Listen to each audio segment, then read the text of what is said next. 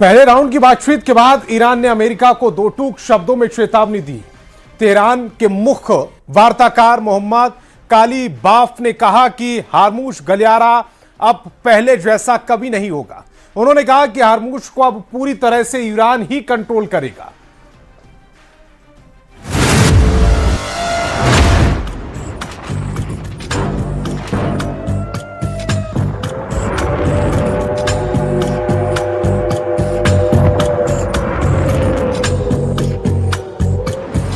Lebanon में Israel का war zone active है और ईरान में अमेरिका की डील पर वॉर मीटिंग हो रही है। एक war zone out of control हो गया है तो दूसरे वॉर जोन में कभी भी बारूदी विस्फोट हो सकता है। क्या अमेरिका से डील के बीच ईरान ने फिर से हॉर्मुज में माइन बम को एक्टिव कर दिया है? क्या तेल की नस पर ईरान ने फिर से हाथ टाइट कर दिया है? डील से ईरान अमेरिका की जंग खत्म होने वाली है या दूसरा राउंड शुरू होने वाला है? डील पर साइन होने के बाद भी हॉर्मुज पर ईरान के तेवर बहुत सख्त हैं। ईरान ने अभी तक परमाणु प्रोग्राम पर अमेरिका से कोई बात तक नहीं की है। तो क्या ईरान ने परमाणु बम बना लिया है? तेहरान के आक्रामक तेवर क्या ट्रंप को नई ललकार हैं? क्या मुश्तबा खामेनी हॉर्मुज को फिर से जंग का एपिसेंटर बनाने जा रहे हैं? 28 फरवरी को जब अमेरिका ने इजराइल के साथ मिलकर ऑपरेशन एपिक फ्यूरी लॉन्च किया तो सबसे पहले ईरान के न्यूक्लियर साइट पर हमला किया, फिर तेहरान के मिसाइल बेस को टारगेट किया, IRGC के हेडक्वार्टर और ईरान की टॉप लीडरशिप को निशाना बनाया। एक सीक्रेट कंपाउंड पर एयर स्ट्राइक कर सुप्रीम लीडर अली खामेनी को मार दिया। अमेरिका और इजराइल के इस हमले के बाद शुरू हुआ ईरान का असली युद्ध। हमलों के तुरंत बाद ईरान ने हॉर्मुज गलियारा बंद कर दिया। जिस रास्ते से दुनिया का 20% तेल गुजरता था उस पूरे इलाके में माइन बम एक्टिव कर दिए। IRGC ने न सिर्फ जहाजों का रास्ता रोका बल्कि हॉर्मुज से गुजरने वाले हर जहाज को जलाना शुरू कर दिया। माइंस, स्पीड बोट, ड्रोन्स और एंटीशिप मिसाइल से कई कारोबारी जहाजों पर भी अटैक हुए। अभी भी हॉर्मुज पूरी तरह से नहीं खुला है। इस गलियारे में टेंशन है। स्विट्जरलैंड में बातचीत का पहला राउंड हो चुका है लेकिन ईरान ने हॉर्मुज पर लाइफ टाइम कंट्रोल का दावा ठोक दिया है। मतलब तेहरान की मर्जी के बिना हॉर्मुज से एक भी जहाज ना इधर जाएगा ना उधर। با اون مرکز تماس بگیرن تو این دوره 30 روزه بر اساس احمال ماده 5 بتونن هماهنگی نزدیکی بکنن که کشتی‌هایی که میخوان عبور کنن با ایمنی بیشتر و با سرعت بیشتر انشالله بتونیم شرایط تنگه رو از جهت تردد و حجم تردد بتونیم فعال کنیم و اقتصاد منطقه رونق بگیره। गोलियां थम गई हैं लेकिन क्या जंग सचमुच खत्म हुई है? क्या ईरान अब अपनी सबसे बड़ी ताकत हॉर्मुज को फिर दुनिया का वॉर एपिसेंटर बनाने की तैयारी में है? क्या अमेरिका और ईरान के बीच कोई ऐसी टेलीफोन हॉटलाइन बनने जा रही है जिसका मकसद होगा एक गलतफहमी को तीसरे विश्व युद्ध में बदलने से रोकना? ईरान की असली ताकत परमाणु बम नहीं है, क्योंकि अगर परमाणु कार्यक्रम पर समझौता हुआ भी तो क्या हॉर्मुज, हूथी, लेबनान, इराक और चीन की एंट्री मिडिल ईस्ट को फिर आग में झोंक सकती है? दुनिया सालों से ईरान के परमाणु कार्यक्रम को उसकी सबसे बड़ी ताकत मान रही है, लेकिन इस जंग से एक नई सच्चाई सामने आ गई। ईरान की सबसे बड़ी ताकत शायद परमाणु बम नहीं बल्कि स्ट्रेट ऑफ हॉर्मुज है। वो रास्ता जहां से दुनिया के लगभग 20% तेल और LNG की सप्लाई गुजरती है और इसी रास्ते को हथियार बनाकर ईरान ने अमेरिका और उसके सहयोगियों की नींद उड़ा दी। स्विट्जरलैंड में हुई पहले राउंड की मीटिंग में अमेरिका और ईरान के बीच भले ही कई मुद्दों पर समझौता हुआ लेकिन हॉर्मुज गलियारे पर ईरान का स्टैंड पहले जैसा ही नजर आ रहा है। तेहरान के टॉप नेगोशिएटर मोहम्मद बाघेर कालिबाफ ने दो टूक शब्दों में कहा कि हॉर्मुज जैसा पहले था वैसा कभी नहीं रहेगा। मतलब हॉर्मुज को पूरी तरह से ईरान कंट्रोल करेगा। ईरान चाहता है कि हॉर्मुज को लेकर ऐसी व्यवस्था बने जिससे ईरान की नौसेना, कोस्ट गार्ड और राजनीतिक नेतृत्व के बीच सीधा संवाद हो सके। ईरान हॉर्मुज में हॉटलाइन टेलीफोन लगाना चाहता है ताकि किसी टैंकर, ड्रोन या मिसाइल को लेकर पैदा हुई गलतफहमी को रोका और सुलझाया जा सके, जिससे पूरा इलाका फिर से युद्ध में न झोंक दिया जाए। यानी जिस तरह शीत युद्ध के दौरान अमेरिका और सोवियत संघ के बीच रेड फोन बना था, क्या वैसी ही हॉटलाइन अब हॉर्मूज के लिए बनेगी? सीज फायर के बावजूद तेहरान साफ संकेत दे चुका है कि युद्ध से पहले वाली स्थिति शायद वापस नहीं आएगी। ईरान का नेतृत्व कह रहा है कि हॉर्मूज का प्रशासन और निगरानी अब उनके हाथों में रहेगी, यानी समुद्री रास्ते पर कंट्रोल का सवाल अभी भी उलझा हुआ है। बस این بود که ما باید چارچوب چگونگی پیگیری تحقق این بندها رو تا پایان 60 روز انجام میدادیم.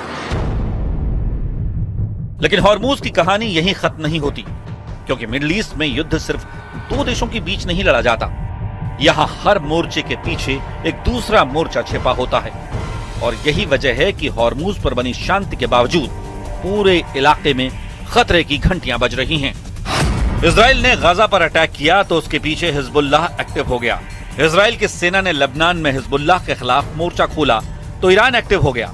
इधर ईरान ने इजराइल के खिलाफ जंग शुरू की तो जंग में अमेरिका शामिल हो गया। ईरान के खिलाफ अमेरिका और इजराइल का ऑपरेशन शुरू हुआ तो यमन में हूथी और इराक से PMF लड़ाकों ने खाड़ी में अमेरिकी बेस को निशाना बनाना शुरू कर दिया। इजराइल और हिजबुल्लाह के बीच भले ही बड़े हमले थमे हुए दिखाई दे रहे हैं, लेकिन दक्षिणी लेबनान में तनाव पूरी तरह खत्म नहीं हुआ है। लेबनान में इजराइल के बनाए सिक्योरिटी जोन में IDF की सेना पूरी तरह से एक्टिव है। इजराइल के सैन्य ठिकाने अभी भी अलर्ट मोड पर हैं, और अगर यहाँ कोई फिर से बड़ा धमाका होता है तो उसका असर सिर्फ बेरूत तक सीमित नहीं रहेगा। तेहरान से लेकर तेल अवीव तक पूरी दुनिया फिर से बदल सकती है।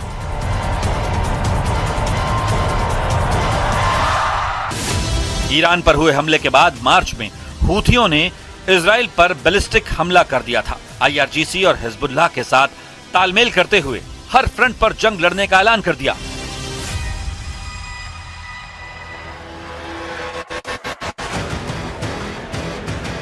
इस बीच एक और खिलाड़ी पूरे हालात पर बारीकी से नजर बनाए हुए है, और वो है चीन। क्योंकि चीन सिर्फ ईरानी तेल का सबसे बड़ा खरीदार ही नहीं है, बल्कि पश्चिम एशिया में अपना प्रभाव बढ़ाने का मौका भी तलाश रहा है। अगर वॉशिंगटन और तेहरान के बीच फिर दूरी बढ़ती है तो बीजिंग खुद को एक ऐसे साझेदार के रूप में पेश कर सकता है जो बिना युद्ध के भी अपना खेल खेलना जानता है। अभी हालिया रिपोर्ट में चीन के एक्सपर्ट्स ने तो इस जंग में अमेरिका को हारा हुआ बता दिया था।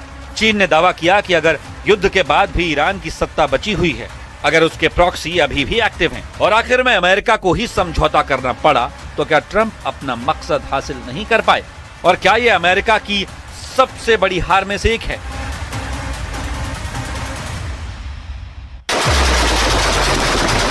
लेकिन सबसे ज्यादा बेचैनी इराक को लेकर है, जहां ईरान समर्थित कई लड़ाका गुट अभी भी एक्टिव हैं। इस गुट ने जंग के दौरान अमेरिकी ठिकानों पर पहले भी कई बार रॉकेट और ड्रोन हमले किए, और यही वजह है कि पेंटागन किसी भी सरप्राइज अटैक को लेकर बेहद अलर्ट है। क्योंकि अगर इराक में फिर से कोई मोर्चा खुला तो उसका असर सीधे अमेरिका और ईरान डील पर पड़ेगा। इन सब के बीच सबसे बड़ा रहस्य अभी भी कायम है। क्या ईरान का परमाणु प्रोग्राम पूरी तरह से खत्म हो चुका है, या फिर उसके कुछ हिस्से अभी भी सुरक्षित हैं? क्या तेहरान ने अपनी असली ताकत दुनिया की नजरों से बचाकर रखी है? और क्या यही वजह है कि समझौते के बावजूद अमेरिका और इजराइल पूरी तरह निश्चिंत नहीं दिखाई दे रहे? آغاز مذاکره در مورد این دو موضوع منوط به اجرای بندهای مشخصی از یادداشت تفاهم هست. ما داریم تلاش میکنیم برای اینکه همه این بندها به عنوان پیش زمینه‌های شروع مذاکرات محقق بشه. بخشش محقق شده، بخشش در حال.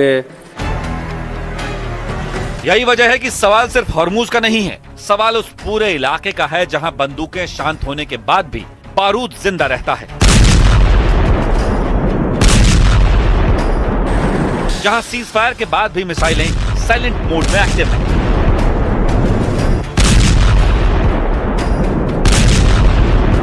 और जहां हर समझौते के पीछे अगले टकराव की आशंका छिपी होती है।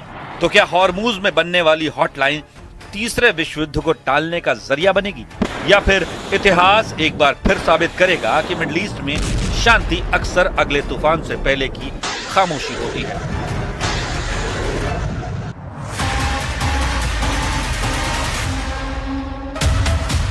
लेकिन इस सब के बीच एक और सवाल तेजी से उठने लगा है।